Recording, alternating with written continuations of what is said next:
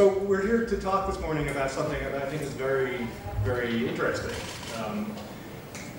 Cell phones, mobile phones, are a place where the real and the virtual intersect. They are nodes at the meeting place of the virtual and the real, in a couple of ways. Sorry, thank you. Más mejor. One, they are where because you carry them in your pocket, they are where the real physical world and the virtual world intersect, as we'll talk about in a moment. But they are also perhaps where your real social network and your virtual extended social networks meet as well. And it's just not clear yet. I don't think we know yet what social networks will be like once they are moved on to mobile phones in a useful and real way. We're used to mobile networks, we're used to social networks. Our idea of social networks comes generally from our experience on the web. The web is very different when looked at through a laptop screen than when it's carried in your pocket. So it's a real and active question.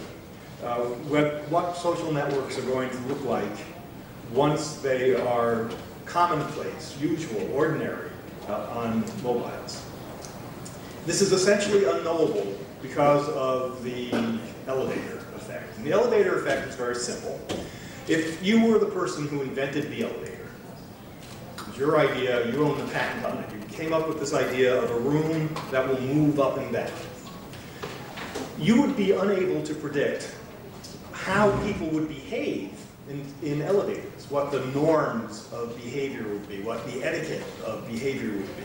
You would not be able to predict whether we would behave one way or another way or some other way yet in an elevator. It's a social space which is well defined in terms of its functionality. It's got a button and it goes up or it goes down. But how we live in that social space is unpredictable, is unknowable. It's just too complex, even for something as simple as an elevator. I don't think anybody could have predicted that, at least in the United States, the etiquette of behavior in an elevator is that you space yourself out so that there's the most space between you. You face forward, you look slightly up over the head of the person behind you, and you never, ever speak. That is the etiquette in the US. Is it different in Spain?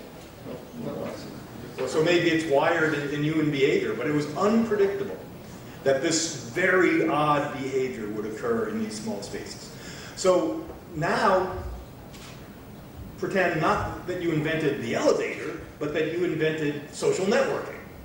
That you invented a space on the web that's connected to everyone, that's a social space that people will fill in, that they will stand in, and predict how we will behave. Those social spaces are far more complex than elevators, and thus it's far less predictable how we're going to act, how we're going to take them up, what those social spaces are going to mean to us. And what we see happening now in the various social spaces that we've created for ourselves, the web itself is a social space, but especially within all the various types of social networks, who could predict? Who could predict? Who could predict that, say, Twitter would succeed? Twitter, on paper, is a terrible idea. It's just a stupid, awful, terrible idea on paper. When they come to you and they say, I have this great idea, we're going to put up a page, we're going to allow people to blog, but they cannot use more than 140 characters, very few people would have stood up and said, yes, that will sweep the planet. What the world is waiting for is a blog where you can only write one sentence. But it turns out, of course, that Twitter has swept the planet. Twitter is incredibly successful and, in my view, quite wonderful. This is unpredictable because we are such complex creatures. So one of the lessons of this is that we will take whatever social tools are given to us and we will use them the way that we want to. We will invent our own ways of using them and take them up in our own ways. So I want to give you two quick examples of that. first is the Library of Congress in the United States, which is the most important official repository of published works in the United States. They their archive is so big that they simply cannot manage it all. They can't even go through it all and categorize it and classify it, because the old ways of categorizing and classifying just don't scale. That's a different issue. So they tried this experiment, very progressive for a government agency. They took 3,000 beautiful photographs, color photographs from World War II, and they put them onto Flickr. You all know Flickr, the photo sharing site. Flickr allows you to tag, and so within 2 days, people had tagged each of the photos. And they came up with tags, some of which a professional cataloger would have come up with, but some of which nobody would have come up with, which is wonderful. And people were tagging things in ways that made sense, but you really needed the crowd to come up with it. But Flickr only allows you 75 tags. When they designed that particular elevator and they put in the buttons, they decided they only need 75 buttons, because Flickr was thinking that you would post family photos there. And if you're posting a photo of your uncle standing on the beach, you really only need the tags Uncle, Beach, Albert, and Sunburn, and then you're done.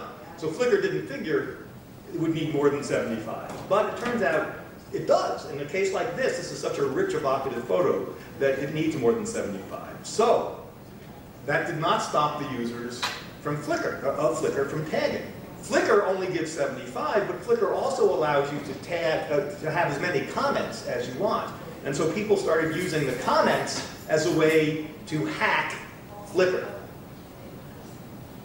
They started putting in comments that said, if there had been more than 75 tags, this is what I would have tagged it. And so they're using the comments as tags. Of course, that's what we will do. We will go past any of the limitations that the elevator imposes on us in order to get what we want out of the system in ways that are not predictable. Flickr did not predict that. A second example is from Amazon. Amazon is such a good example of so many things. This is a page at Amazon where you can buy an audio cable that connects your amplifier to your speaker for $500. And 500 US dollars still is a lot of money. Every day it becomes less and less, but right now it still is way, way too much money for cables. Now, of course, Amazon allows reviews, and Amazon thought that these reviews would be serious and helpful, but in a case like this, people started using them as a creative outlet, as a way of doing humor, as a way of satirizing the cables themselves. So this is the most popular review of this particular product. It's quite irreligious, and I apologize. But it's also pretty funny. The last comment here is I only gave it 4 stars in my review because I cannot find music that is worthy enough to flow through this utterly perfect interconnect.